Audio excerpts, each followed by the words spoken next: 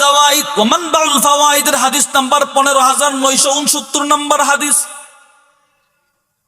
হাদিসের বর্ণনাকারী সাহাবী হলেন হযরত হুসাইন ইবনে ওয়াহশ রাদিয়াল্লাহু আনহু।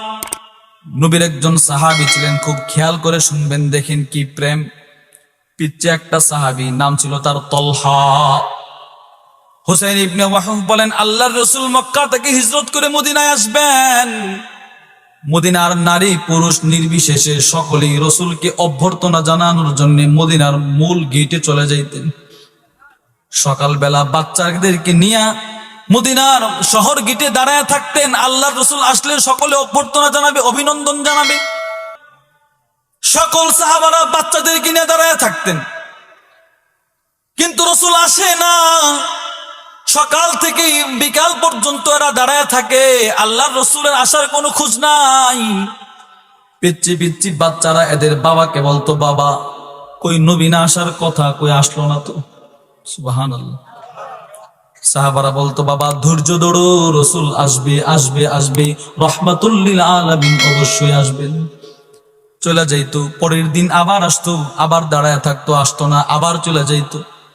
মদিনার মহিলারাও খেজুর চাউনির ফাঁক দিয়ে রাসূলকে এক নজর দেখার জন্য দাঁড়ায় থাকতো। একদিন আল্লাহ রাসূল তো এসেই পড়লেন। নবীর একজন সাহাবী নাম তলহা, ও নিজের বাবার হাতের আঙ্গুল ধরে দাঁড়ায় ছিল। ও দূর দিয়া নবীর সামনে চলে গেছে। হযরত হুসাইন ইবনে ওয়াহশ বলেন, আন্না তলহা ইবনুল বারা লাম্মা লাকিয়ান নবী সাল্লাল্লাহু আলাইহি ওয়াসাল্লাম। হযরত তলহা ইবনুল বারা যখন নবীর সাথে সাক্ষাৎ করতে গেলেন, গিয়ে বলে, ইয়া রাসূলুল্লাহ, আমি আপনাকে পৃথিবীর সকলের চাইতে বেশি ভালোবাসি। অথচ পিচ্চি সাহাবী। আল্লাহর রাসূল বলেন, প্রমাণ কি? কুমুরনি বিমা আহবাবতা ফালা আসি লাকা আমরা। ওগো নবী, আমি যে আপনারে ভালোবাসি ওইটার প্রমাণ দেখতে গিয়ে আপনি আমারে এখন যে আদেশটা করবেন ওই আদেশটাই আমি পালন করব, অমান্য করব না। আল্লাহর রাসূল ফাআজিবান নবী সাল্লাল্লাহু আলাইহি ওয়াসাল্লাম লিযালিক ওয়া হুয়া গোলাম। আল্লাহর রাসূল তার এই বিস্ময়কর বক্তব্য শুনে রাসূল আশ্চর্য হয়ে গেলেন। হাই হাই, পিচ্চি সাহাবী, ছোট বাচ্চা, ও কি বলে রে? আল্লাহর রাসূল রসিকতা করতে গিয়ে বলেন, ইযহাব ফাকতুল আবাকা, আচ্ছা যাও, দূর দাও, তোমার বাবার মাথাটা কাইটা নিয়ে আসো, দেখি যদি আনতে পারো বুঝবো আমারে বেশি ভালোবাসো।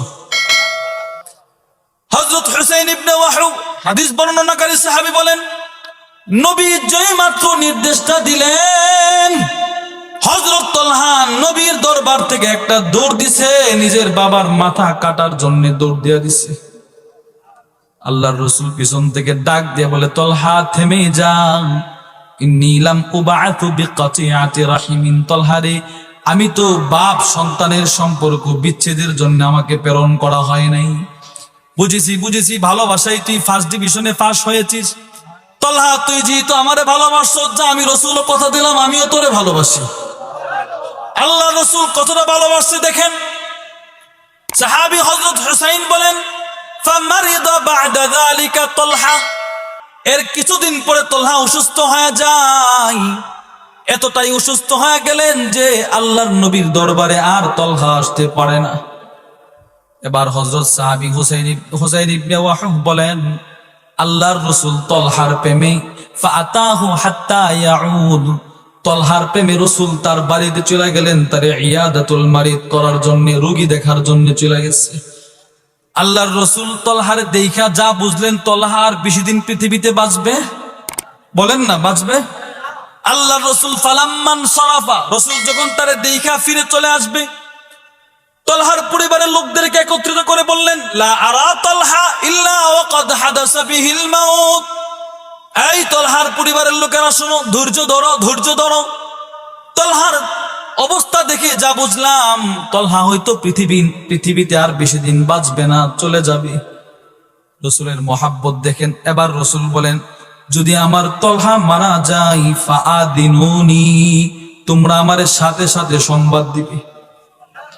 কেন সংবাদ দিবে?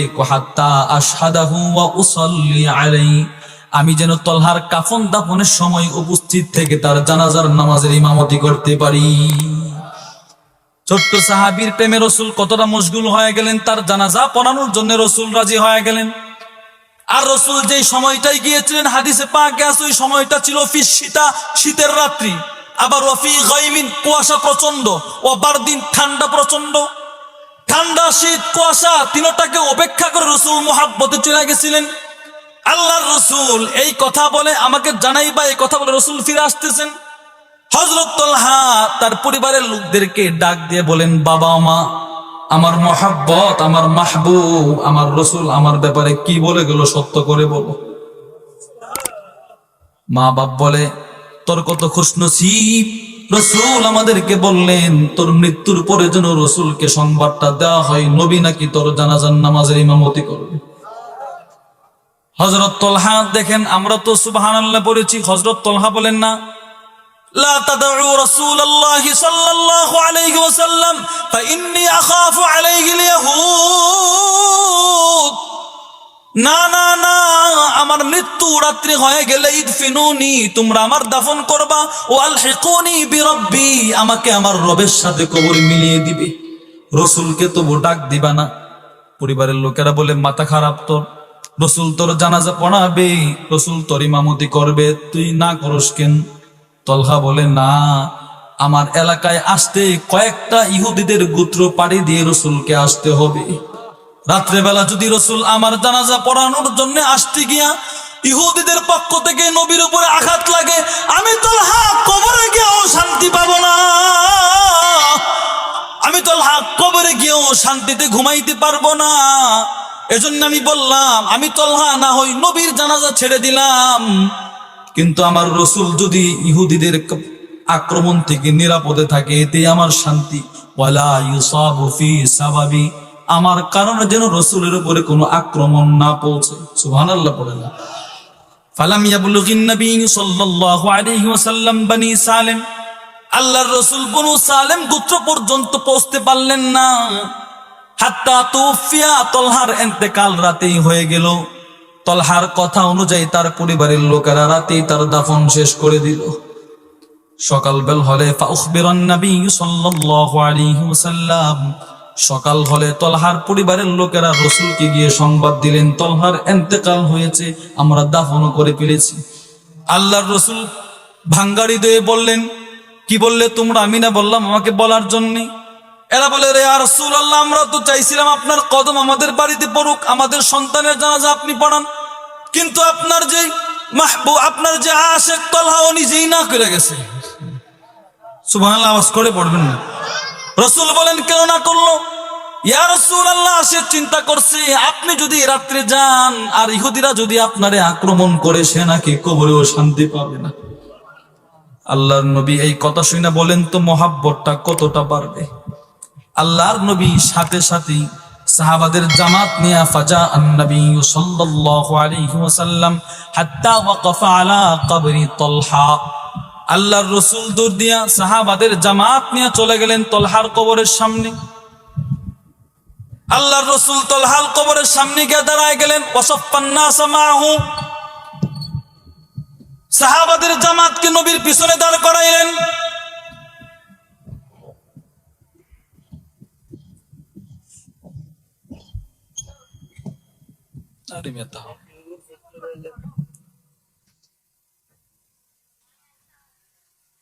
আল্লাহর রসুল তলহার কবরের সামনে গেলেন। তলহার কবরের সামনে গিয়া সাহাবাদের জামাত পিছনে দাঁড় করাইছেন। দাঁড় করায় দেখেন তলহা রসুলকে ভালোবাসছে, রসুল তলহারে কতটা ভালোবাসছে। দেখেন রসুল গিয়ে তলহার কবরের সামনে দাঁড়ায় দোয়া করে, আল্লাহুম্মা আলকা তলহা তাদহাকু ইলাইক ওয়া ইয়াদহাকু ইলাইহি, তাদহাকু ইলাইহি ওয়া ইয়াদহাকু ইলাইক। আল্লাহ, আপনি তলহার সাথে এমন ভাবে সাক্ষাৎ করবেন যে তলহা আপনারে দেখা দেখা হাসতেছে, আপনিও তারে দেখা দেখা হাসতেছেন। আল্লাহু আকবার আওয়াজ করে বলেন, আরো জোরে করে বলেন আল্লাহু আকবার। চিন্তা করেন কি প্রেম, নবীর ভিতরে কি প্রেম জ্বালায় দিছে। রসুল গিয়ে দোয়া করতেছেন। আর রসুল স্বভাবগত ভাবে বাচ্চাদেরকে একটু বেশি মহাব্বত করতেন। সুবহানাল্লাহ পড়ে না। বাচ্চাদেরকে রসুল বেশি মহাব্বত করতেন। কেন করতেন জানেন? আমার নবীর আগমনের পূর্বে পৃথিবীর পৃথিবীর ইতিহাসে বাচ্চারা তাদের মা বাবার আদর থেকে ছিল অবহেলিত, অপদস্থ ছিল। এরা মা বাবার আদর পেত না। মানুষ বাচ্চাদেরকে যে আদর করতে হবে এটা বুঝতোই না। রহমাতুল লিল আলামিন পৃথিবীতে আইসা বাচ্চাদেরকে মহাব্বত প্রত্যেক মা বাবার অন্তরের ভিতরে ঢুকাই দিছে। বলে হুজুর বাচ্চাদেরকে যে মহাব্বত করতে জানতো, এর দলিল কি? মুসলিম শরীফের 5921 নম্বর হাদিস। হাদিসের বর্ণনাকারী আম্মা জান আয়েশা আস-সিদ্দিকা রাদিয়াল্লাহু আনহা, উনি বলেন, কদিমা নাসুম মিনাল আ'রাব, গ্রাম্য কিছু সাহাবী নবীর দরবারে আসছে। আয়েশা বলে, ফাকালু, এরা বলে, এই আলা তুকাব্বিলুকুম সিবিয়ান, তোমরা কি তোমাদের আলা তুকাব্বিলুনা সিবিয়ান, এই তোমরা কি তোমাদের বাচ্চাদেরকে চুমু দাও? ফাকালু, সাহাবারা বলল, হ্যাঁ আমরা তো চুমু দেই। নাম, চুমু দেই। কেন? ওয়াল্লাহি লাকিন্না মা নুকাব্বিলু, আমরা তো আমাদের বাচ্চাদেরকে কখনো চুমু খাই না। আল্লাহর রাসূল সাথে সাথে হাদিস বললেন, আমলিকু, আমার কি করার আছে? ইন কান আল্লাহু নাযআ মিনকুমুর রাহমা, যদি তোমাদের অন্তর থেকে আল্লাহ রহমত উঠিয়ে নিয়ে যায় আমার কি করার আছে? সুবহানাল্লাহ পড়ে না? আরে গ্রাম্য সাহাবীরা শুধু গ্রাম্য সাহাবী না, নবীর সংসদপ্রাপ্ত সাহাবী নবীর কাছে 24 ঘন্টা থাকে, উনিও ওনার সন্তানকে মহাব্বত করা যে একটা ইবাদত এটাও জানতো না, নবীর কাছ থেকে শিখছে। বলো দলিল কি? মুসলিম শরীফের 5922 নম্বর হাদিস। হাদিসের বর্ণনাকারী সাহাবী হযরত আবু হুরায়রা রাদিয়াল্লাহু তাআলা আনহু, উনি বলেন, আন্না রাসূলুল্লাহ সাল্লাল্লাহু আলাইহি ওয়াসাল্লাম ক্বাব্বালা আল হাসান ইবনে আলী, রাসূল একদিন হাসান ইবনে আলীকে চুমু খাচ্ছিলেন, চুমু।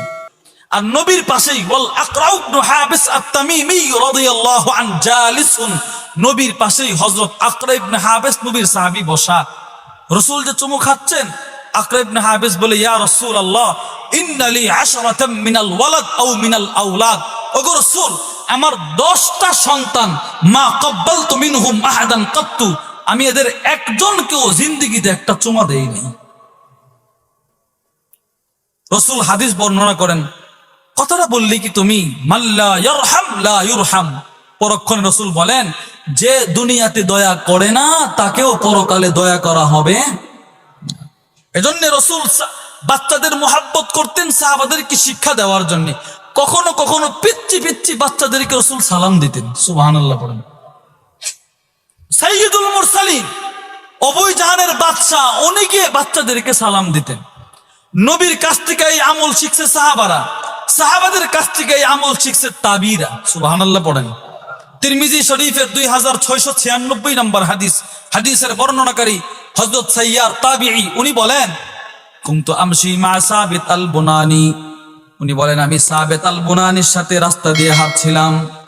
ফামাররা আলা সিবিয়ান, সাবিত বুনানি কিছু বাচ্চাদের পাশ দিয়ে যাচ্ছিলেন, যাওয়ার পথে ফাসাল্লামা আলাইহিম, হযরত সাবিত আল বুনানি বাচ্চাদেরকে সালাম দিলেন। আমি কিন কর্তব্য বিমূঢ় হয়ে তার দিকে তাকিয়ে বললাম, আপনি এত বড় বুজুর্গ, বাচ্চাদেরকেও সালাম দিলেন? উনি জবাব দিলেন, এই যে বাচ্চাদেরকে সালাম দেওয়া ইবাদতটা আমি নবীর সাহাবী হযরত আনাসের কাছ থেকে শিখলাম। উনি বলেন, কুনতু মা আনাস, আমি আনাসের সাথে রাস্তা দিয়ে হাঁটতেছিলাম। ফামাররা আলা সিবিয়ান, হযরত আনাস কিছু বাচ্চাদের পাশ দিয়ে যাচ্ছিলেন। ফাসাল্লামা আলাইহিম, তিনিও বাচ্চাদেরকে সালাম দিয়েছিলেন। এবার আমি আনাসকে বলেছিলাম, আপনি নবীর সাহাবী, আপনিও বাচ্চাদেরকে সালাম দেন। হযরত আনাস বলেন, এই যে বাচ্চাদেরকে সালাম দেওয়ার ইবাদতটা আমি নবীর কাছ থেকে শিখছি। বলে কিভাবে? বলে কুনতু মা'আন নবী সাল্লাল্লাহু আলাইহি ওয়াসাল্লাম, আমি একদিন নবীর সাথে ছিলাম, যেমন তুমি আজকে আমার সাথে হাঁটতেছো। আল্লাহর রাসূল ফামাররা আলা সিবিয়ান, নবীও কিন্তু বাচ্চাদের পাশ দিয়ে যাচ্ছিলেন। ফাসাল্লামা আলাইহিম, রাসূল ওই বাচ্চাদেরকে গিয়ে সালাম দিলেন। সুবহানাল্লাহ। এই থেকে আমি রাসূল কাছ থেকে শিখছি, আর সাহাবীর কাছ থেকে তাবি শিখছি। এইভাবে আল্লাহর রাসূল সকলকে বাচ্চাদের প্রতি মহাব্বতের বহিঃপ্রকাশ করিয়ে দিয়েছেন। শুধু এতটুকুই নয়, আল্লাহর রাসূল বাচ্চাদেরকে ভালোবাসতেন। নবী নামাজে যাইতেন, নবীর নাতিরা গিয়া নবীর পিঠের উপরে বৈশা ঘোড়া চালাইতো, তারপরেও নবী এদেরকে ধমক দিতেন না, পিঠের উপরে রাইখাই নামাজ পড়তেন। এর দ্বারা নবীর উদ্দেশ্য জাহিল যুগের যে বাচ্চাদের প্রতি যে অবহেলিত যে একটা চিত্র ছিল, ওইটাকে দূর করে প্রত্যেক বাচ্চার মহাব্বত মানুষের ভিতরে ঢুকিয়ে দেওয়া। নাসাই শরীফের 1141 নম্বর হাদিস, হাদিসের বর্ণনাকারী সাহাবীর নাম হযরত শাদ্দাদ ইবনে আউস। উনি বলেন, খারাজা আলাইনা রাসূলুল্লাহ সাল্লাল্লাহু আলাইহি ওয়াসাল্লাম ফি ইহদা সালাতিল ইশা। আল্লাহর রাসূল এক ইশারের নামাজ পড়ানোর জন্য মসজিদে নববীতে আসলেন। আমরা নবীর জন্য অপেক্ষমান ছিলাম। এমন সময় আমরা তাকায় দেখি, ওহুয়া হামিলুন হাসানান আও হুসাইন, নবীজি হাসান অথবা হুসাইনকে কোলে করে মসজিদে আসলেন। আল্লাহর রাসূল হাসান হুসাইনকে কোলে করে মসজিদে নিয়ে আইসা ফাওয়াদাহু, মিম্বরের পাশে বসাইলেন। সুম্মা কাব্বারা লিস-সালাত, আল্লাহর রাসূল অতঃপর নামাজের জন্য নিয়ত বাঁধলেন। ফালাম্মা সাল্লা, রাসূল নামাজ পড়তেছেন ফাসাজাদা সাজদাতান, আল্লাহর রাসূল নামাজের মধ্যে একটা সেজদা দিলেন। সাহাবী হযরত শাদ্দাদ ইবনে আউস বলেন, আতালাহা, যে সেজদাটা রাসূল অনেক লম্বা করলেন, অস্বাভাবিক লম্বা করে ফেললেন। অর্থাৎ রাসূল এর আগে সেজদা কখনো এত লম্বা করেন নাই। সাহাবী বলেন, ফারাফাতু রাসি, আমি সেজদা থেকে নিজের মাথা উঠাইলাম রাসূলকে একটু দেখার জন্য। আমি তাকায় দেখি, ফাইদা সাবিয়্যু আলা যহরি রাসূলিল্লাহি সাল্লাল্লাহু আলাইহি ওয়াসাল্লাম, যে বাচ্চাটাকে রাসূল কোলে করে আইনা মিম্বরের সামনে রাখছিলেন, ওই বাচ্চাটা নবীর পিঠে উইটা যেন ঘোড়া চালাইতেছে। সাহাবী বলেন, আল্লাহর রাসূলের পিঠে দেখে আমি আবার আমার সিজদায় চলে গেলাম। ফালাম্মা কাদা সালাতাহু, রাসূল যখন নামাজ শেষ করলেন, ফাকালা উনাসুন, এক ব্যক্তি দাঁড়ায় বলল, ইয়া রাসূলুল্লাহ ইন্নাকা সাজাদতা সাজদাতান আতালতাহা, আপনি নামাজের মধ্যে এত বড় একটা সিজদা দিলেন, হাত্তা জানান্না আন্নাহু ক্বাদ হাদাসা আমরুন, আমরা তো চিন্তা করছিলাম কোনো দুর্ঘটনা ঘটে গেল কিনা, আও ইউহা ইলাইক, অথবা কোনো ওহী নাজিল করা হচ্ছে কিনা, কিন্তু আপনি কেন এই কাজটা করলেন? আল্লাহর রাসূল বলেন, কুল্লু যালিকা লাম ইয়াকুন, তোমরা যা যা ধারণা করতেছো বিষয়টা আসলে এই রকম না। তাহলে কি? রাসূল বললেন, ওয়ালাকিন্না বিনি, আমার এই যে নাতি, ইরতাহালানি, সে আমারে নামাজের মধ্যে বাহন বানাইছে। সুবহানাল্লাহ পড়ে না, সে আমার নামাজের মধ্যে বাহন বানাইছে। ফাকারিতু আন আজিলাহু হাত্তা ইয়াকদিয়া হাজাতাহু, রাসূল বলেন, ও যে আমার পিঠে উঠছে, আমি অপেক্ষা করতেছি ও কখন আমার পিঠ থেকে নামবে আর আমি নবী কখন সিজদা থেকে উঠবো। রাসূল নামাজের মধ্যেও বাচ্চাদেরকে মহাব্বত করে পৃথিবীর সকল মানুষকে বাচ্চাদের প্রতি যে মহাব্বত করতে হবে ওইটা রাসূল শিক্ষা দিয়ে দিয়েছেন। সুবহানাল্লাহ পড়বেন নামাজ করে। এজন্যে রাসূল প্রাপ্তবয়স্ক কোন সাহাবার ইন্তেকাল হলে রাসূল যতটা ব্যথিত হতেন, এর চাইতে বেশি রাসূল কষ্ট পাইতেন কোন পেচ্চি সাহাবী বা কোন পেচ্চির ইন্তেকাল হলে। মুসলিম শরীফের 5919-20 নম্বর হাদিস, নবীর একজন সন্তান ছিলেন, নাম ইব্রাহিম। হাদিসের বর্ণনাকারী হযরত আনাস, উনি বলেন, মা রাআইতু আহাদান কানা আরহামা বিল ইয়াল, উনি বলেন, নবীর চাইতে বাচ্চাদের প্রতি মহাব্বত আমি আনাস আর কাউরে করতে দেখি নাই। মহাব্বতটা কেমন ছিল উনি হাদিস বর্ণনা করেন, উনি বলেন, কানা ইব্রাহিম মুস্তারজিআন লাহু ফি আওয়ালিল মাদিনা, নবীর একজন সন্তান ছিলেন ইব্রাহিম, জন্মের পরে রাসূল সুম্মা দাফাহু ইলা উম্মি সাইফ, আল্লাহর রাসূল উম্মে সাইফ নামে একজন মহিলার কাছে হস্তান্তর করলেন দুধ পান করানোর জন্য। উম্মে সাইফ নবীর ছেলেকে নিয়ে চলে গেলেন মদিনা প্রত্যন্ত অঞ্চলে। হযরত আনাস বলেন, ফাকানা ইয়ান্তালিকু, রাসূল মাঝে মধ্যে নিজের সন্তানকে দেখার জন্য মদিনা থেকে ওখানে চলে যেতেন। এক সফরে রাসূল রওনা দিলেন, আমরাও নবীর সাথে ছিলাম। আমরা যখন ওই মহিলার ঘরের সামনে পৌঁছলাম, তাকায় দেখি মহিলার ঘর থেকে ধোঁয়া উঠছে, ধোঁয়া ধোঁয়া, কারণ ওই মহিলার স্বামী ছিল একজন কামার। আল্লাহর রাসূল যাবার আগে আনাস বলেন, আমি দৌড় দিয়া ফাসরাতুল মাশিয়া বাইনা ইয়াদাই রাসূলিল্লাহ, আমি দৌড় দিয়া নবীর সামনে থেকে দৌড় দিয়া ওই মহিলার ঘরে গিয়ে তার স্বামীরে বললাম, এই মিয়া, নবী আসতেছে, তুমি আর ধোঁয়া উড়াবা না। পুরুষ লোকটা ধোঁয়া বন্ধ করে দিল। আল্লাহর রাসূল তার ঘরের ভিতরে প্রবেশ করলেন, ওয়াইন্নাহু লায়ুদ্দাখানু, আর ঘরটা পুরাটাই ধোঁয়ায় আচ্ছাদিত ছিল। আল্লাহর রাসূল ফায়াখুদুহু, এবার ওই নিজের সন্তানকে কোলে নিলেন, ফায়ুকাব্বিলুহু, চুমু খাইলেন। হযরত আনাস বলে, আমি তাকায় দেখি ওয়া হুয়া ইয়াকিদু বিনাফসি, নবীর কোলে নবীর সন্তানটা ছটপট ছটপট করতেছে। দেখেই বোঝা যাচ্ছে সন্তান তার বাঁচবে না। আল্লাহর রসুল ফাদামাত আইনা রাসূলিল্লাহ, আল্লাহর রসুল সন্তানের দিকে তাকায়া নবীর চোখের পানিগুলো জমিনে পড়তেছে। হযরত আনাস বলেন, আল্লাহর রসুল ওই সময় ইব্রাহিমকে কুলে নিয়ে বলছিল, বাবা তাদমাউল আইন, চোখ কাটতেছে, ইয়াহজুনুল কলব, অন্তর ব্যথিত হচ্ছে। এরপরে ওরে বাবা, তুমি আমার সন্তান, তুমি মারা গেলেও আমি এমন কথা বলবো না যে কথার দ্বারা আমার মালিক আল্লাহ সন্তুষ্ট হয়ে যান। কিছুক্ষণের মধ্যে আনাস বলেন, নবীর কোলেই সন্তানটার ইন্তেকাল হয়ে যায়। আল্লাহর রসুল ওই সময় চিৎকার দিয়ে বলেছিলেন, ইন্না ইব্রাহিম ইবনি, এই মদিনার মানুষ শুনো, ইব্রাহিম আমার সন্তান। ওয়া ইন্নাহু মাতা ফিস সাদি, সে দুধ পানরত বয়স সীমার মধ্যে সে মারা গেছে। ওর দুধ মা, দুধ বাবার জন্য সুসংবাদ হলো, ওয়া ইন্না লাযিরাইন তুকাম্মিলানি রাদাআহু ফিল জান্নাহ, ওর দুধ মা, ওর দুধ পিতা হাসরের ময়দানে জান্নাতে আমার এই সন্তানটাকে দুধ পান করাবে। এই হাদিস থেকে আমরা বুঝলাম নবীজি বাচ্চাদের প্রতি অস্বাভাবিক মহাব্বত ছিল। তো এই মহাব্বতের ধারাবাহিকতায় তলহার কবরের সামনে রসুল চলে গেছিল। ওই তলহার দামে তো বাড়লো কেন? তলহা নিজের বাবার চাইতে রসুলকে কি করছে বেশি? বলেন, আওয়াজ করে বলেন না, কি করছে? এবার দুইটা হাদিস শুনলাম, বাবার চাইতে রসুলকে ভালোবাসা। 3 নাম্বার, মা বাবা সন্তানের চাইতে রসুলকে বেশি ভালোবাসে। আল্লামা শামসুদ্দিন আয-যাহাবী, জগৎ বিখ্যাত আলেম শামসুদ্দিন মুহাম্মদ ইবনে আহমদ উসমান আয-যাহাবী রাহিমাহুল্লাহর একটা কিতাব আছে, জগৎ বিখ্যাত কিতাব। কিতাবের নাম সিয়ার ওয়া আলামিন নুবালার 3 নম্বর খণ্ডের 398 নম্বর পৃষ্ঠায় আছে। হযরত আনাস বলেন, আল্লাহর রাসূল যখন হিজরত করে মক্কা থেকে মদিনায় আসলেন, আমার বয়স ছিল মাত্র 8 বছর। আল্লাহর রাসূল মক্কা থেকে হিজরত করে মদিনায় আসার পরে হঠাৎ আমার মা আমার সামনে আসছে। ফাআখাযাত বিয়াদি, আমার মা আমার হাতটা ধরছে। ফান্তালাকাত বি ইলা রাসূলিল্লাহ, আমার মা আমারে টাইনা টাইনা নবীর দরবারে নিয়ে গেছে। গিয়ে বলে, ফাকালাত ইয়া রাসূলুল্লাহ, ওগো আল্লাহর রাসূল। বলে কি?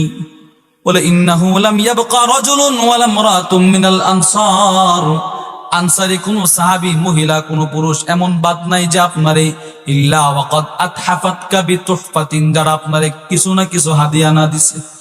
ওয়া ইন্নী লা আকদিরু আলা মা উতহিফুকা, ওগো ইয়া রাসূলুল্লাহ, আমি একজন দরিদ্র মহিলা, অসহায় মহিলা, আমার কাছে এমন কিছু নাই যে আপনারে আমি হাদিয়া দিব, কিন্তু ইল্লা বিনি হাদা, আমার এই সন্তানটা ছাড়া। ফাখুযহু, আপনি হাদিয়া স্বরূপ আপনার প্রেমে আমার সন্তানটা আপনারে দিয়ে দিলাম। সুবহানাল্লাহ, আওয়াজ করে পড়বেন না, দিয়ে দিলাম।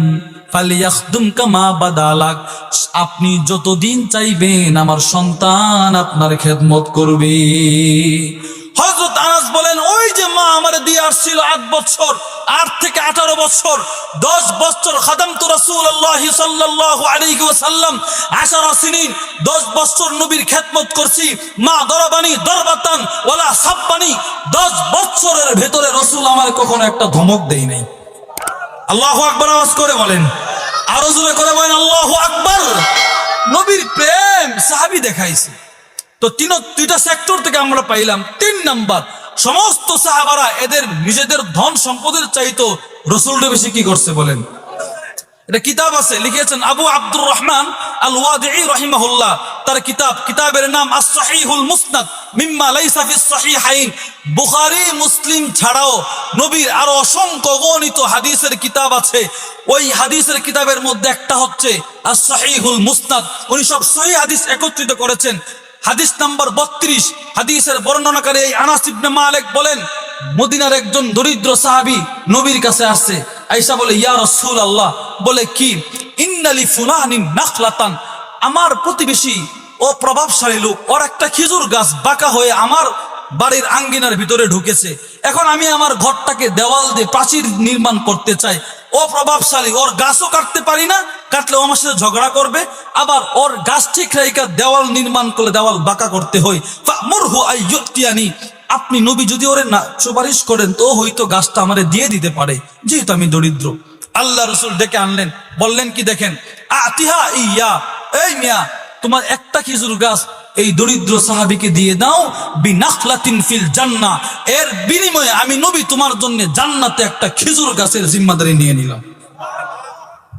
আর খেজুর গাছের এক একটা গাছ, জান্নাতের এক একটা গাছ, এবার সেটা খেজুর গাছ হোক, যে কোনো গাছ হোক, জান্নাতের এক একটা গাছ কত বড় হবে জানেন? বুখারীর 3251 নম্বর হাদিস, হাদিসের বর্ণনাকারী সাহাবী হযরত আনাস ইবনে মালিক, উনি বলেন, ইন্না ফিল জান্নাতি লা শাজারাতান, জান্নাতের এক একটা গাছ, ইয়াসিরুর রাকিবু ফি জিল্লিহা মিয়াতা আম লা ইয়াকতাউহা, তো এক একটা গাছের ছায়া যদি জান্নাতি একটা ঘোড়া দিয়ে কেউ সফর করে 100 বছর পর্যন্ত সফর করবে, ওই গাছের ছায়া সে শেষ করতে পারবে না। এই 100 বছর কিন্তু দুনিয়ার 100 বছর না, ওই জগতের 100 বছর। আরেকটা কথা শুনেন, পরকালের একদিন, বলেন পরকালের, সকলে বলেন পরকালের, দুনিয়ার 50,000 বছরের সমান। সুবহানাল্লাহ পড়ে না। পরকালের একদিন দুনিয়ার কত হাজার বছর? 50,000 বছর। কি দলিল? মিকদারুহু 50 আলফ সানা, সূরাতুল মাআরিজের মধ্যে আসছে। রব বলেন ওখানের একদিন পরকালের একদিন দুনিয়ার 50,000 বছরের সমান হবে। এবার আপনি হিসাব করেন, ওখানের 100 বছর দুনিয়ার কত কোটি বছর? ওখানের 100 বছর দুনিয়ার কত কোটি বছর? একটু হিসাব করেন, হিসাব লাগান আপনি। Crore crore crore crore crore crore million billion trillion বছর দিলেও ওখানের হিসাব শেষ হবে না। এবার চিন্তা করেন একটা গাছ কত বড় হবে। আল্লাহর রাসূল বললেন জান্নাতে একটা গাছের জিম্মাদারি নিব। ওই কপাল পোড়া সাহাবা সে অস্বীকৃতি জানাইল। ইয়ালামুনা যাহিরাম মিনাল হায়াতিদ দুনিয়া, ও দুনিয়ার চাকচিক্যের প্রতি লালায়িত হয়ে নবীর কথা না মানল না। কিন্তু এই যে নবী কথা বললেন, এই কথাটা নবীর একজন সাহাবী, নাম তার হযরত আবু দাহদা রাদিয়াল্লাহু, আবু দারদা না, আবু দাহদা, যার মূল নাম হচ্ছে সাবিত ইবনে দাহদা। উনি নবীর কামরার দরজার পিছন থেকে দাঁড়ায় পুরাটা ঘটনা শুনলেন। আবু দাহদা এমন একজন সাহাবী যার মদিনার সবচেয়ে বড় একটা খেজুরের বাগান ছিল, খেজুরের গাছের সংখ্যা ছিল 600, উন্নত মানের খেজুর। ওই বাগানের ভিতরে একটা মিষ্টি কুয়া ছিল তার, আরেকটা এমার ছিল, বিল্ডিং ছিল, আলিশান ঘর। ও দরজা থেকে সবগুলো শোনার পরে যখন লোকটা অস্বীকৃতি জানিয়ে চলে গেল তার বাড়িতে, আবু দাহদা পিছনে পিছনে ওই লোকটার বাড়িতে চলে গেছে। ফাতাহু আবু দাহদা গিয়ে বলে, আই মিয়া বি'নি নাখলাতাক বিহাইতি, তুমি তোমার একটা খেজুর গাছ আমার ওই সবচেয়ে বড় খেজুর বাগানের বিনিময়ে বিক্রি করে দাও। এই কথা বলার পরে ওই লোকটা বলতেছে কি ঠাট্টা বিদ্রুপ করতেছেন? না, সত্যি সত্যি বলছি। এই মিয়া পাগল হইছেন নাকি? একটা খেজুর গাছের দ্বারা আপনি এত বড় বাগান দিয়ে দিবেন? হ্যাঁ দিয়ে দিব। কেন? আমার এত বড় বাগানে দরকার নাই, আমার একটা জান্নাতের গাছের দরকার। রাসূল যে জান্নাতের গাছের কথাটা বলছো এটা আমার দরকার। আল্লাহু আকবার বলেন। নবীর সাহাবী বললেন, আমার 600 খেজুর গাছ বিশিষ্ট বাগানটা নিয়ে যাও, আর তোমার একটা গাছ আমারে দিয়ে দাও। লোকটা বলল ঠিক আছে, বেচা কিনা হয়ে গেল। এবার আবু দাহদা ফাজা আন-নবী সাল্লাল্লাহু আলাইহি ওয়াসাল্লাম, নবীর কাছে চলে আসলো।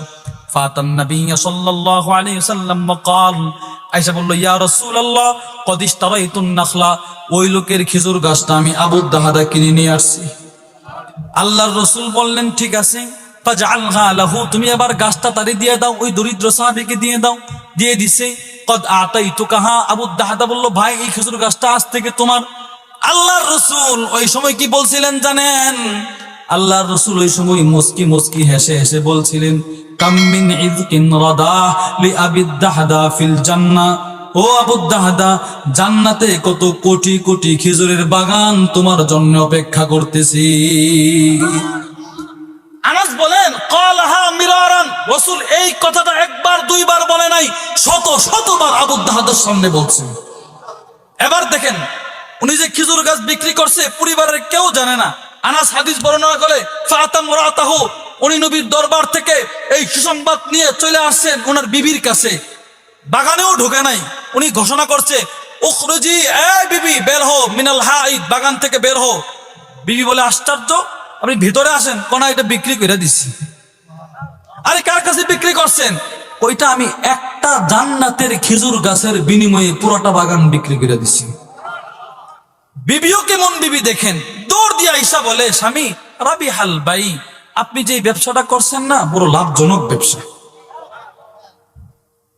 নবীর একটা কথা শুই না এত অডেল সম্পদ নবীর মহাব্বতে ব্যয় করে দিচ্ছে। এই যে এতগুলো বললাম, তিনটা সেক্টর থেকে কিছু উদাহরণ দিয়ে বুঝাইলাম। নিজের জানের চাইতে বেশি ভালোবাসা সাদ ইবনে রাবি প্রকাশ করছে। বাবার চাইতে ভালোবাসা আব্দুল্লাহ ইবনে উবাই ইবনে সুলুল প্রকাশ করছে। বাবার চাইতে ভালোবাসা তলহা প্রকাশ করছে। নিজের সম্পদের চাইতে ভালোবাসা আবু দাহাদা প্রকাশ করছে। এই সাহাবীদের ভালোবাসা যেখানে শেষ, ওখান থেকে নবীর সাহাবী আবু বকরের ভালোবাসা শুরু। শুধুই মাত্র যে সাহাবারাই নিজের অডেল সম্পদ নবীর প্রেমে ব্যয় করতে, বিষয়টা এরকম না। পৃথিবীর ইতিহাসে অনেক বড় বড় মুহাদ্দিস ইমাম ছিলেন যারা নবীর প্রেমে কোটি কোটি টাকা নবীর প্রেমে সৎকার করে দিছে। একজন ইমাম ছিলেন সহিহ ইবনে খুজাইমাহ, যিনি লিখেছেন, তার নাম হচ্ছে হযরত মুহাম্মদ ইবনে ইসহাক ইবনে খুজাইমাহ, জগৎ বিখ্যাত আলেম। উনিও একটা সহিহ হাদিসের কিতাব লিখছে বুখারীর মতো, নাম সহিহ ইবনে খুজাইমাহ। উনার নাম মুহাম্মদ ইবনে ইসহাক ইবনে খুজাইমাহ। উনি কত বড় আলেম জানেন? উনার ব্যাপারে আল্লামা মুহাম্মদ ইবনে হিব্বান, উনিও আরেকটা কিতাব লিখছে সহিহ ইবনে হিব্বানের লেখক মুহাম্মদ ইবনে হিব্বান। উনি বলেন, আমার মনে হয় কাআন্না সুনান কুল্লাহা বাইনা আইনাই। মুহাম্মদ ইবনে ইসহাক ইবনে খুজাইমা এত বড় আলেম, আমার মনে হয় উনার দুই চোখের সামনে নবীর যত হাদিস সবগুলো যেন ভাসে। সুবহানাল্লাহ, আওয়াজ করে পড়বেন না? বলে হুজুর কথাটা কোথায় পেলেন? আল ইমাম আলাউদ্দিন বালবান আল ফারিসির একটা কিতাব আছে সহিহ ইবনে হিব্বানের সরা, নাম আল ইহসান ফি তাকরিব সহিহ ইবনে হিব্বানের 26 নম্বর পৃষ্ঠায় আছে। আবার মুহাম্মদ ইবনে ইসহাক ইবনে, উনি বলেন যে আমি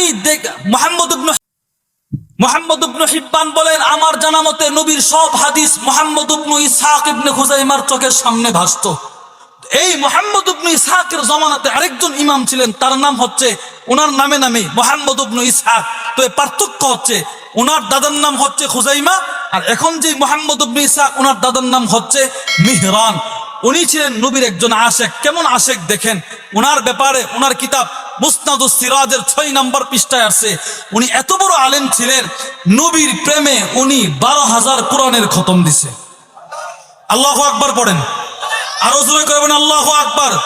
শুধুই মাত্র 12,000 কোরআনের খতম নয়, আল্লামা শামসুদ্দিন আদ-দাহাবি তার কিতাব সিয়ারু আলামিন নুবালার 11 নম্বর খণ্ডের 242 নম্বর পৃষ্ঠায় বলেন, আন মুহাম্মদ ইবনে আহমদ ইবনে দাক্কাকের কাছ থেকে বর্ণিত, উনি বলেন, আমি দেখেছি মুহাম্মদ ইবনে ইসহাক নবীর প্রেমে 12,000 কুরবানি দিছে। কত হাজার বলেন? জোরে বলেন। বলো হুজুর 12,000 কুরবানি? 12,000 কুরবানি মানে 12,000 সদকা করছে। তো কুরবানি কেন? কুরবানি জায়েজ হয় সর্বনিম্ন যেই পশু, ওই পশু দিয়ে উনি 12,000 নবীর প্রেমে সদকা করছে। কেমন আশিক ছিলেন! তো এই যে একটা অডেল সম্পদ নবীর প্রেমে ব্যয় করা, সাহাবীদের ভিতরেও ছিল, জগৎ বিখ্যাত মুহাদ্দিসদের ভিতরেও ছিল। তো এদের ভালোবাসা যেখানে শেষ, ওখান থেকে আবু বকরের ভালোবাসা। আবু বকর নবীকে তো কতটা ভালোবাসে, এটা আমি না, পৃথিবীর কেউ বর্ণনা করে শেষ করতে পারবে না। তবে এতটুকু শুনেন, আবু বকর নিজের বাবার চাইতে নবীর চাচা আবু তালেবরেই বেশি ভালোবাসতো। তো যেই লোকটা আবু তালেবরে তো ভালোবাসতো, ও নবীরে কতটা ভালোবাসবে? সুবহানাল্লাহ পড়েন আওয়াজ করে। ও নবীকে কতটা ভালোবাসবে? আস-সহিহুল মুসনাদ মিম্মা লাইসা ফিস সহিহাইনের 1527 নম্বর হাদিস। দেখেন আবু বকর কত বড় নবীর আশিক ছিলেন। আবু বকরের মেয়ে হযরত আসমা বিনত আবী বকর হাদিস বর্ণনা করেন, উনি বলেন, দাখালা রাসূলুল্লাহ সাল্লাল্লাহু আলাইহি ওয়াসাল্লাম মক্কা, আল্লাহর রাসূল মক্কায় প্রবেশ করলেন। আল্লাহর রাসূল মক্কায় প্রবেশ করার পর আতাহু আবু বকরিন বিআবি, আবু বকর নিজের বাবারে ধইরা ধইরা নবীর কাছে নিয়ে আসতেছেন। আল্লাহর রাসূল আবু বকরের বাপকে দেখলেন, ফালাম্মা রাআ, রাসূল যখন আবু বকরের বাপকে দেখলেন, মুরব্বী মানুষ, হাঁটতে পারে না, মাজুব, আল্লাহর রাসূল বললেন, হে আবু বকর, হাল্লা তারাকতা শাইখ ফি বাইতিহি ওয়া আনা আকুনা আতিন ফি, আপনি আপনার বাবারে যদি ঘরে রাখতেন, আমারে বলতেন, আমি তো আপনার বাবার কাছে চলে যাইতাম। আবু বকর কি জবাবটা দিছে শুনেন। আবু বকর বলেন, না ইয়া রাসূলুল্লাহ, হুয়া আহাক্কু আন ইয়ামশি ইলাইক মিন আন তামশি আনতা ইলাইহি। আল্লাহর রাসূলের উত্তরে আবু বকর বললেন, না, আমার বাবা মাজুর আর যাই হোক, তার জন্য উচিত ও হামাগুড়ি দিয়ে হলেও আপনার কাছে আসবে, আপনি কেন তার কাছে যাবেন? অথচ বাপ কিন্তু পাশে নবীর ভালোবাসা প্রকাশ করছে। এই হাদিস এতটুকু পর্যন্ত বর্ণনা করছেন হযরত আসমা বিনতে আবি বকর। এরপরের অংশটা বর্ণনা করছেন হযরত আনাস ইবনে মালিক। যে অংশটি বর্ণনা করেছেন আল্লামা ইবনুল হাজার আল আসকালানি রাহিমাহুল্লাহর কিতাব আল ইসাবা ফি তাময়িজিস সাহাবা, খণ্ড নাম্বার 12, পৃষ্ঠা নাম্বার 394। হযরত আনাস বলেন, এবার আবু বকরের বাপ আয়েশা নবীর সামনে বসছে। ফালাম্মা মাদ্দা ইয়াদাহু ইউবাইউহু, আবু বকরের বাবা নবীর দিকে দুইটা হাত বাড়াইলেন, কালিমা পড়ে মুসলমান হবেন।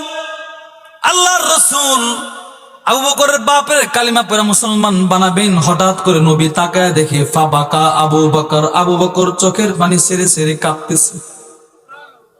আল্লাহর রাসূল বলেন, কি আবু বকর, মা ইউবিকা ইয়া আবা বকর, ও আবু বকর, এত সুন্দর একটা চিত্র, আপনার বাবা আমার কাছে কালেমা পড়ে মুসলমান হচ্ছে, আপনি তো আনন্দিত হওয়ার কথা, কাঁদেন কেন? আবু বকর কি জবাবটা দিছে শুনেন। আবু বকর বলে, ইয়া রাসূলুল্লাহ লা আন তাকুনা ইয়াদু আম্মিক মাকানা ইয়াদিহি, ওগো নবী, যে হাতটা আপনার দিকে বাড়াইছে ওই হাতটা যদি আমার বাবার হাত না হয় আপনার চাচা আবু তলেবের হাতটা হইতো। আল্লাহু আকবার বলেন। যদি আপনার চাচা আবু তলেবের হাতটা হইতো তাহলে তো আপনি আরো বেশি আনন্দিত হইতেন। আপনি কি যেই চাচারে আপনি নিজের জানের চাইতে বেশি ভালোবাসছেন ওই চাচা তো জাহান্নামে চলে গেছে। হায় রে, যদি ওই চাচা আজকে হাতটা বাড়াইতো আর যদি আমার বাবা জাহান্নামে চলে যেত তাহলে আপনি যতটা আনন্দিত হইতেন, ওই আনন্দের চিত্রটা স্মরণ করে করে আমি কাঁদতেছি। আমার দিলের তামান্না আমার বাবা জাহান্নামে চলে যাক, তবে আপনার মনের আশাটা যদি পূরণ হইতো আমি আবু বকর আমার বাবার মুসলমানিত্বের চাইতে ওইটা বেশি আনন্দিত হইতাম। এই আবু বকর, খেয়াল করে শুনুন, আবু বকর শুধু নিজের বাবার চাইতে রাসূলকেই ভালোবাসা দেখাইছে এমনটা নয়, ধন সম্পদের চাইতেও নবীর ভালোবাসা আবু বকর সবচাইতে বেশি দেখাইছেন। তিরমিজি শরীফের 3675 নম্বর হাদিস। হাদিসের বর্ণনাকারী সাহাবী হলেন হযরত ওমর ইবনুল খাত্তাব রাদিয়াল্লাহু আনহু। উনি বলেন, আমারানা রাসূলুল্লাহ সাল্লাল্লাহু আলাইহি ওয়াসাল্লাম, আল্লাহর রাসূল আমাদেরকে নির্দেশ দিলেন, আন্না তাসাদদাকা, একদিন আমরা যেন সদকা করি, সদকা। হযরত ওমর বলেন, রাসূল যেদিন আমাদেরকে নির্দেশ দিলেন ফাওয়াফাকা মালান যালিকা ইনদি, অথবা ফাওয়াফাকা যালিকা মালান ইনদি, উমর বলেন ওই দিন আমার কাছে অনেক সম্পদ ছিল। ফাজিতু বিনিসফি মালি, আমি অর্ধেক সম্পদ নিয়ে নবীর দরবারে চলে গেলাম। আল্লাহর রাসূল আমারে বললেন, মা আবকাইতা লি আহলিক ইয়া উমর, এই উমর, নিজের পরিবারের জন্য কি রেখে আসছো? উমর বলেন, মিসলাহু, ওগো রাসূল, অর্ধেক নিয়ে আসছি আর অর্ধেক সম্পদ নিজের পরিবারের জন্য রেখে আসছি। আল্লাহর রাসূল একটু পরে তাকায় দেখলেন ফাতা আবু বকরিন বিকুল্লি মালি, আবু বকর একটা মালের বোঝা নিয়ে নবীর দরবারে আসতেছে। আল্লাহর রাসূল বললেন, মা আবকাইতা লি আহলিক, এই আবু বকর, আপনি আপনার পরিবার পরিজনের জন্য কি রেখে আসছেন? আবু বকর কি জবাবটা দিছে শুনেন। আবু বকর বলেন, নবী গো, একটা টাকাও পরিবারের জন্য রেখে আসি নাই, তবে আবকাইতু লাহুমুল্লাহ ওয়া রাসূলা, আমি আমার পরিবারের জন্য আপনি নবী আর আল্লাহরে রেখে আসছি। হযরত ওমর ওই সময় ডেকে ডেকে বলেছিলেন, আবু বকর, লা উসাবিকুকা ইলা শাইইন আবাদা, আমি ওমর আজকে সাক্ষ্য দিচ্ছি আমি আমার জিন্দেগিতে কখনো আপনাকে কোন সেক্টরে প্রতিযোগিতায় হারাইতে পারবো না। আল্লাহু আকবার আওয়াজ করে পড়বেন না। দেখেন আবু বকরকে ওমর বলতেছে, এই হলো আবু বকর। এখন আপনাদের কথা, হুজুর, আবু বকর যদি এতটাই ভালোবাসা দিয়ে থাকে তো নবীর সাহাবী সাদ ইবনে রবি নিজের জানের চাইতে রাসূলকে ভালোবাসা দুনিয়াতে থাইকাই জান্নাতের সুঘ্রাণ পাইছে। নবীর সাহাবী হযরত আবু দাহদা নিজের সম্পদের চাইতে রাসূলকে বেশি ভালোবাসা দুনিয়াতে থাইকাই জান্নাতের অনেকগুলো খেজুর বাগানের সুসংবাদ পাইছে। নবীর সাহাবী হযরত তালহা নিজের বাবার চাইতে রাসূলকে ভালোবাসা নবীর দোয়া পাইছে কবরের সামনে গিয়া। আবু বকরের কি সম্মান! এবার শুনুন আবু বকরের সম্মান। 2 মিনিট আবু বকরের সম্মানগুলো বলে আমি আমার আলোচনার এদিকে টানবো। 1 নাম্বার, রাসূল বলেন আবু বকর এমন একজন ব্যক্তি, ইবনে মাজাহ 94 নম্বর হাদিস, রাসূল বলেন, মা নাফানি মালু কাত্তিন আমি কারো মাল ওয়াহাদিন কত্তু, রসুল বলেন কোন সাহাবীর মাল আমার কোন উপকার করতে পারে নাই, মা নাফানি মাল আবি বাকরিন, আবু বকর সিদ্দিকের মাল আমি নবীর যতটা উপকার করছে। বোঝা গেল আবু বকর অনেক বেশি মাল খরচ করছে। আবু বকরের এক নম্বর বৈশিষ্ট্য, তিরমিজি শরীফের 3656 নম্বর হাদিস, পৃথিবীর ইতিহাসে সকলের চাইতে আবু বকরের কাছে প্রিয় ছিল আমার নবী। বলেন কে ছিল? আওয়াজ করে বলেন কে ছিল? নবী। আর রসুল বলেন, উমর বলতেছেন, তিরমিজি 3656 নম্বর হাদিস, উমর বলেন আবু বকর সাইয়্যিদুনা, আবু বকর আমাদের সর্দার ছিলেন সাহাবীদের মধ্যে, আবু বকর খাইরুনা, আমাদের মধ্যে সবচেয়ে উত্তম ব্যক্তি ছিলেন আবু বকর, আহাব্বুনা ইলা রাসূলিল্লাহি সাল্লাল্লাহু আলাইহি ওয়াসাল্লাম, আবু বকর আমাদের মধ্যে সবচেয়ে নবীর প্রিয় পাত্র ছিলেন। তাহলে আবু বকরের কাছে নবী সবচাইতে প্রিয়, নবীর কাছে আবু বকর সবচাইতে। 2 নম্বর আবু বকরের বৈশিষ্ট্য, তিরমিজি শরীফের 3661 নম্বর হাদিস, আল্লাহর রাসূল বলেন আলা ওয়া ইন্না সাহিবাকুম খলিলুল্লাহ, এই দুনিয়ার মানুষ শোনো, তোমাদের বন্ধু আবু বকর শুধু তোমাদের বন্ধু না, তোমাদের সাথী না, ও তো আল্লাহর অন্তরঙ্গ বন্ধু। তাহলে 1 নাম্বার আবু বকর নবীর প্রিয় মানুষ, 2 নাম্বার আল্লাহর অন্তরঙ্গ বন্ধু। আচ্ছা, যেই লোকটা আল্লাহ তাআলার অন্তরঙ্গ বন্ধু, নবীরও বন্ধু, ওই লোকটাকে জান্নাতে নেওয়ার জন্য কেমন কারাগারি হবে? তিরমিজি শরীফের 3674 নম্বর হাদিস, হাদিসের বর্ণনাকারী হযরত আবু হুরায়রা, উনি বলেন মান কানা মিন আহলিস সালাত, দুনিয়াতে যে যত বেশি নামাজ পড়ছে, দুইয়া মিন বাবিস সালাত, জান্নাতে তাকে জান্নাতের নামাজের দরজা দিয়ে ডাকা হবে। ওমান কানা মিন আহলিস সিয়াম, যে যত বেশি রোজা রেখেছে, দুইয়া মিন বাবির রায়্যান, রায়্যান দরজা দিয়ে জান্নাতে তাকে ডাকা হবে। ওমান কানা মিন আহলিল জিহাদ, যে যত বেশি জিহাদ করছে, দুইয়া মিন বাবিল জিহাদ, ওরে জিহাদের দরজা দিয়ে ডাকা হবে। ওমান কানা মিন আহলিস সাদকা, যে যত বেশি সদকা করছে, দুইয়া মিন বাবিস সাদকা, তাকে জান্নাতের সদকার দরজা দিয়ে ডাকা হবে। এই হাদিস যখন রাসূল বর্ণনা করতেছে, আবু বকর দাঁড়িয়ে বলে ইয়া রাসূলুল্লাহ হাল ইউদআ আহাদুন মিন তিলকাল আবাওয়াবি কুল্লিহা, এমন কেউ কে আছে জান্নাতের সব দরজা তাকে ডাকবে? রাসূল বলেন হ্যাঁ আছে তো। বলে কে? রাসূল বলেন তুমি আবু বকর। চিন্তা করেন, 3টা বৈশিষ্ট্য। 4 নাম্বার, আবু বকর এমন একজন সাহাবী যাকে সর্বপ্রথম রাসূল বলেছিলেন আবু বকর আপনার কোনো টেনশন নাই, জিবরাইল আমারে জানায়া দিছে আপনি জাহান্নাম থেকে মুক্তপ্রাপ্ত বান্দা।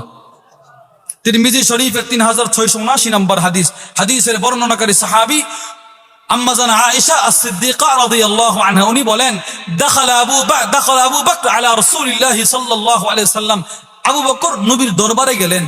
রাসূল আবু বকর দেখে মুস্কি মুস্কি হাসে আর বলে আনতা আতীকুল্লাহি মিনান নার, আবু বকর আপনি তো আল্লাহ তাআলা জাহান্নাম থেকে মুক্ত প্রাপ্ত বান্দা। 4টা বৈশিষ্ট্য। 5 নাম্বার, আল্লামা আল মুহাদ্দিস ইউসুফ ইবনুল হাসান আব্দুল হাদি আস-সালিহি আদ-দামিশকির একটা কিতাব আছে, কিতাবের নাম মাহদুস সাওয়াব ফি ফাদাইল আমিরুল মুমিনিন উমর ইবনুল খাত্তাবের 240 নম্বর পৃষ্ঠায় হযরত আলী ইবনে আবি তালেব বলেন খায়রু হাযিহিল উম্মাহ, এই উম্মতের সর্বশ্রেষ্ঠ মানুষ হচ্ছেন বাদান নবিয়্যি আই বাদা নবিয়্যিহা, নবীর পরে আবু বকর, হযরত আবু বকর সিদ্দিক। আবু বকর সিদ্দিক এই উম্মতের সর্বশ্রেষ্ঠ ব্যক্তি, এজন্য আবু বকরের দাম এত বেশি। 6 নম্বর আবু বকরের বৈশিষ্ট্য, তিরমিজি শরীফের 3658 নম্বর হাদিস, রাসূল বলেন নবীদের পরে সবচাইতে জান্নাতের চূড়ায় যিনি থাকবেন তিনি হলেন হযরত আবু বকর সিদ্দিক। এবার আলোচনা শেষ। এবার বলুন তো আবু বকর সিদ্দিকের এত মর্যাদা কেন হয়েছে? উনি নিজের জান মাল মা বাবার চাইতে কারে বেশি ভালোবাসে? আওয়াজ করে বলেন কারে বেশি ভালোবাসে?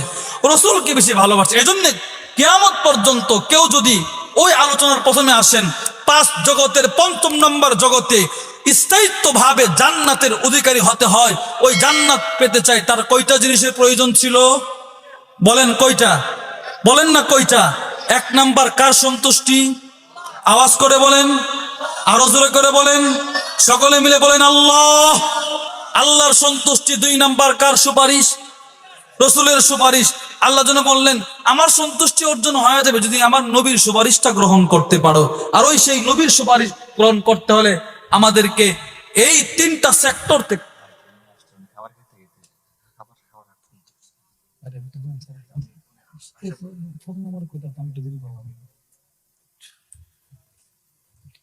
বলেন আলহামদুলিল্লাহ, আওয়াজ করে বলেন আলহামদুলিল্লাহ। আমাদের এই প্রধান মেহমান আসছেন, উনি খাবার খাচ্ছেন, অল্প কিছুক্ষণের ভিতরে চলে আসবেন ইনশাআল্লাহ। তো তিনটা সেক্টর বলেছিলাম। 1 নাম্বার, নিজের জানের চাইতে কারে বেশি ভালোবাসতে হবে? বলেন না কাকে? আল্লাহর রসুলকে। 2 নাম্বার, নিজের মা বাবা সন্তান সন্ততির চাইতে রসুলকে বেশি ভালোবাসতে হবে। 3 নাম্বার, নিজের ধন সম্পদের চাইতে রসুলকে বেশি ভালোবাসতে হবে। এই ভালোবাসা যদি কোনো মানুষের ভিতরে থাকে, সেই পরকালে 5ম নম্বর জগতে স্থায়ী জান্নাতের অধিকারী সে হয়ে যাবে। তো ওই জান্নাতে আমরা যেতে চাই না ইনশাআল্লাহ? বলেন ইনশাআল্লাহ। তাহলে এই 3 সেক্টর থেকে ভালোবাসা দরকার আছে না নাই? আওয়াজ করে বলেন আছে না নাই?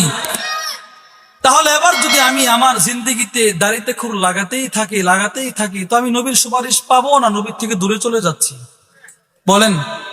আপনি তো আপনার 60 বছর হায়াতে 30 বছর দাড়িতে খুর লাগাইলেন, এর কারণে যে রসুল আপনাকে হাসরের ময়দানে দূরে তাড়ায় দেবে, আপনি কতদিন জাহান্নামে থাকবেন?